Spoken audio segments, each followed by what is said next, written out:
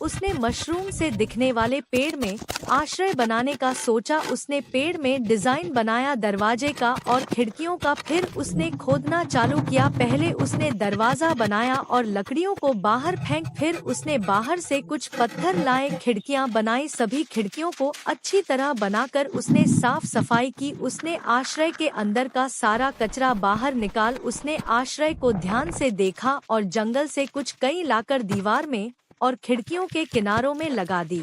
पत्थरों की मदद से उसने चूल्हा तैयार किया जो कि एक चिमनी के रूप में दिखाई दिया। उसने उसे बहुत ही मजबूती से बनाया और अच्छे से साफ भी किया। फिर उसने आग जलाई और जमीन के बेस को मजबूत किया। फिर उसने मिट्टी की मदद से जमीन बनाई, कुछ लकड़ियों और अप्लाई की मदद से बेड बनाया जिसमें वह आराम कर सके। उसने बेड के नीचे एक ड्रॉअर बनाया जिसमें सामान रख सके। उसने बिस्तर लगाया और लकड़ियों की मदद से टेबल और कुर्सियां बनाने में लग गई। उसने टेबल और कुर्सियां बहुत ही मजबूती से बनाई। उसने कुर्सियों को लकड़ी के बोर्ड की मदद से कस दिया। उसने आश्रय को देखा और दरवाजा बनाया। दरवाजा बनाने के बाद उसने लकड़ियों पर लगाया था कि पानी से दरवाजा बचा रहे। उसने खिड़की पर कांच लगाए और मिट्टी की मदद से उन्हें अच्छी तरह से सील कर दिया। गमले में उसने मिट्टी भरी और एक पौधा लगाया जिससे वह आश्रय की शोभा बढ़ाने में काम आया। उसने उसे आश्रम में रखा और कुछ किताबें भी राखी। उसने बल्ब लगाए और आश्रय को देखा। फिर उसने बाहर का काम चालू किया। उसने बाहर एक टेबल लगाई और बहुत सारे गमले में